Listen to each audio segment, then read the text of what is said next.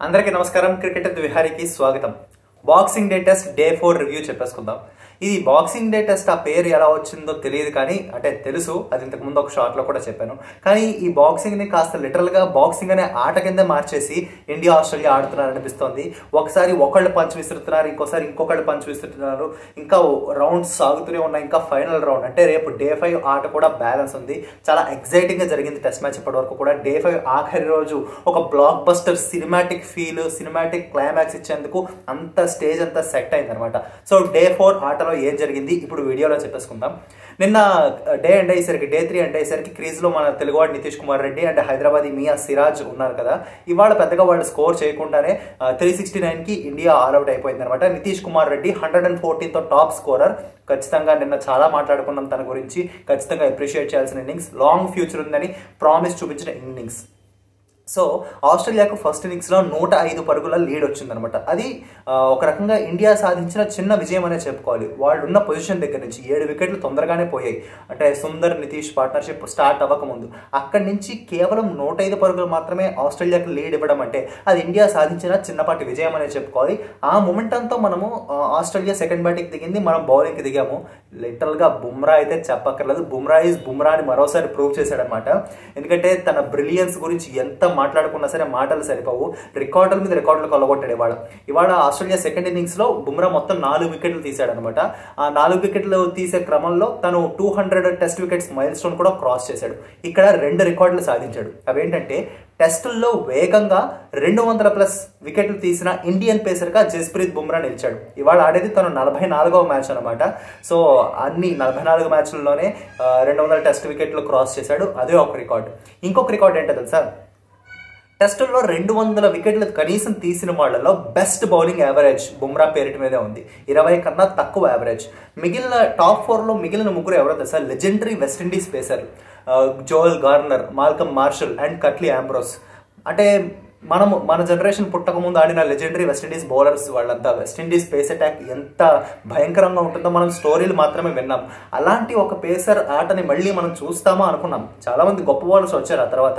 But మళ్ళీ మన India నుంచి అంతటి లీథల్ బౌలర్ని మనం లైవ్ లో చూస్తున్నాం. తను కెరియర్ స్టార్టింగ్ నుంచి తను వేసిన ఫస్ట్ బాల్ దగ్గర నుంచి ఇప్పుడు ఈ స్టేజ్, ఒక లెజెండరీ స్టేటస్ కి ఎదిగిన స్టేజ్ వరకు మనం చూస్తూనే ఉన్నాం. ఖచ్చితంగా ఒక క్రికెట్ ఫ్యాన్ గా చాలా ఐ ఫీల్ ప్రివిలేజ్డ్ అలాంటి ఆట నేను చూస్తున్నందుకు, లైవ్ లో చూస్తున్నందుకు. సో బుమ్రాకి హ్యాట్స్ ఆఫ్. 4 వికెట్లు తీశాడనమాట. సో ఆ తర్వాత ఒక సెలబ్రేషన్, బుమ్రా గురించి ఒక సెలబ్రేషన్ గురించి చెప్పుకోవాలి.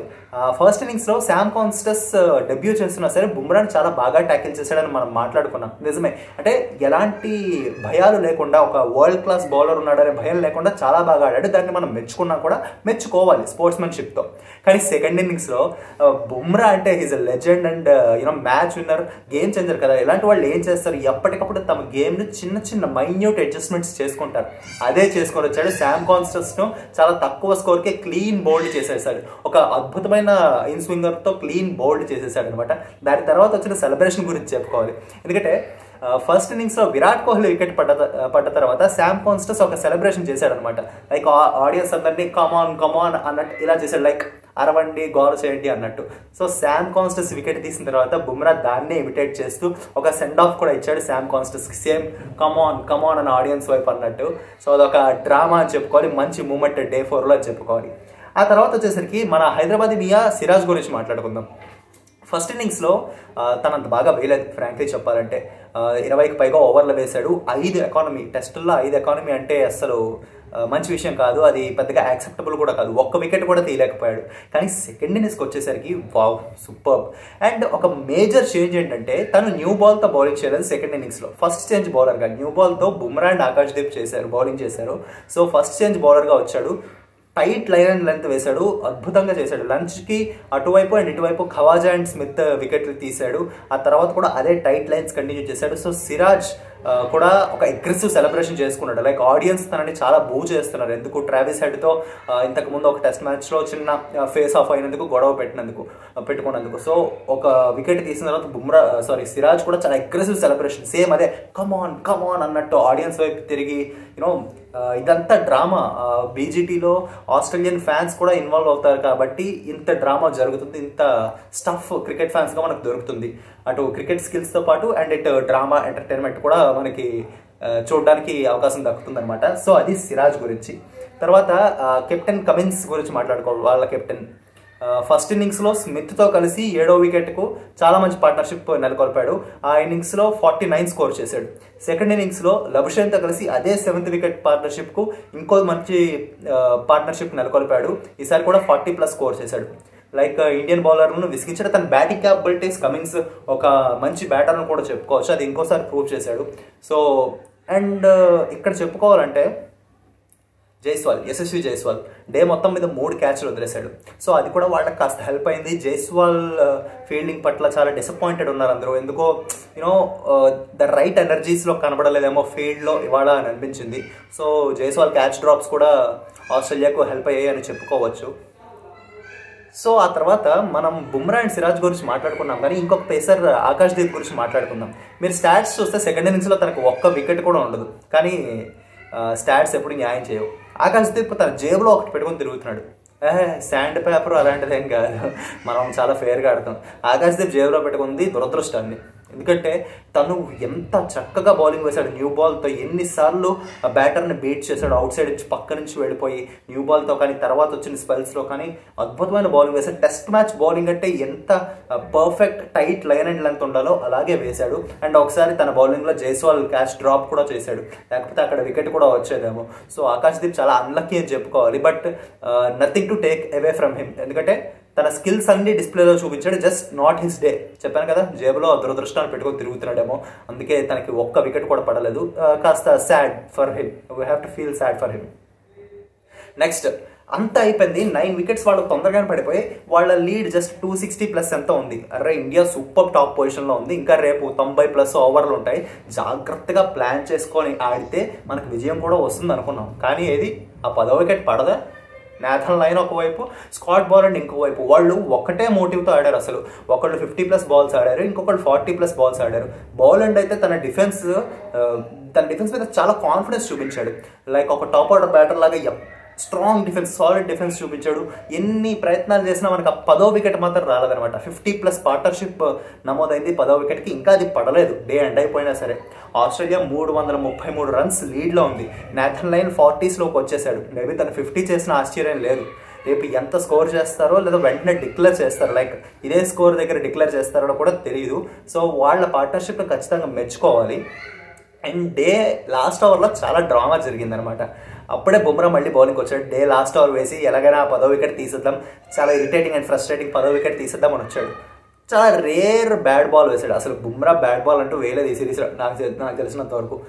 రేర్ బ్యాడ్ బాల్, ఒక ఫుల్ టాస్ వేసాడు, అది 4 వెళ్ళింది. తర్వాత 2 డబల్స్ వచ్చాయి. ఒకసారి నో బాల్ వేశాడు. ఇంకోసారి స్లిప్లో కేఎల్ రాహుల్ మంచి క్యాచ్ తీసుకున్నాడు, కానీ అది కూడా నో బాల్ అయింది. మళ్ళీ ఇంకొక 4 కొట్టాడు. ఈ ఓవర్లో జరిగిన డ్రామా అంతా ఇంత కాదనమాట. సో డే 4 మంచి డ్రామా వచ్చింది. లైక్ ఒక రకంగా చెప్పాలంటే వీడియో స్టార్టింగ్లో చెప్పుకున్నాం కదా, బాక్సింగ్ లాగా ఇద్దరు తగ్గకుండా ఒకరి తర్వాత ఒకరు పంచులు విసురుతూనే ఉన్నారని. ఒక రకంగా అది నాకు సాటిస్ఫాక్టరీగా అనిపించింది. ఎందుకంటే ఈ మధ్యకాలంలో ఏ కంట్రీలో జరిగినా, ఏ దేశాల మధ్య జరిగినా సరే టెస్ట్ మ్యాచ్లు 3-4 రోజుల్లోనే అయిపోతుంది. 5 రోజులకి వెళ్ళడం చాలా రేర్గా చూస్తున్నాం. అంతెందుకు ఈ సిరీస్లో కూడా ఫస్ట్ మ్యాచ్ ఇది 5 రోజులకు వెళ్తుంది. బ్రిస్బెన్లో వెళ్ళింది, కానీ అది వర్షం వల్ల ఎక్కువ ప్రొలాంగ్ అయింది. సో ఈ మ్యాచ్ 5 డేస్కి వెళ్ళడం మంచి సైన్ అని నేను అనుకుంటున్నాను. 2 టీమ్స్ కూడా బాగా ఆడాయి అన్నదానికి మంచి సైన్ అని నేను అనుకుంటున్నా. సో ఇది డే 4 రివ్యూ. డే 5 నుంచి ఏం ఎక్స్పెక్ట్ చేయాలి? ఇప్పుడు వాళ్ళు 333 రన్స్ లీడ్లో ఉన్నారు. వాళ్ళ ముందు 2 ఆప్షన్స్ ఉన్నాయి. వాళ్ళు అక్కడే డిక్లేర్ చేసి 90+ ఓవర్స్లో మనకు టార్గెట్ ఇవ్వచ్చు, లేదా ఇంకొన్ని రన్స్ ఫాస్ట్గా స్కోర్ చేసి ఆ టార్గెట్ ఇవ్వచ్చు. సో ఇది డే 5 స్టార్టింగ్ గంటలో తెలిసిపోతుంది అనమాట. కానీ మన ముందు ఇంకొకసారి హిస్టరీ క్రియేట్ చేసే అవకాశం ఉంది. గబ్బా కోటను మనం బద్దలు కొట్టాం కదా ఎప్పుడు 2021లో. అప్పుడు 30 ఏళ్ల చరిత్రను వాళ్ళది తిరగరాసి మనం గెలిచాం కదా. ఇప్పుడు కూడా ఒక హిస్టరీ క్రియేట్ చేసే అవకాశం మన ముందు ఉంది. మెల్బోర్న్లో జరిగిన ఏ టెస్ట్లో అయినా సరే ఇప్పటివరకు హైయెస్ట్ సక్సెస్ఫుల్ చేస్ 332. అది చేసింది ఎవరంటే ఎప్పుడో నేను కాదు, అసలు ఈ వీడియో చూస్తున్న ఎవరు కూడా అప్పటికి పుట్టి ఉండరు ఖచ్చితంగా. ఎందుకంటే 1920లో జరిగింది. ఎవళ్ళు ఇప్పుడు బతికుండరు. అప్పుడు ఆ మ్యాచ్ చూసిన వాళ్ళు లేదా మ్యాచ్ గురించి తెలిసిన వాళ్ళు. అంత పురాతన రికార్డు. హైయెస్ట్ సక్సెస్ఫుల్ చేస్ మెల్బోర్న్లో 332. వాళ్ళ లీడ్ ఇప్పటికే 333కి వెళ్ళింది. ఇంకా ఎంత స్కోర్ చేస్తారో తెలియదు. సో ఖచ్చితంగా మన ముందు చాలా పెద్ద టాస్క్ ఉండబోతుంది.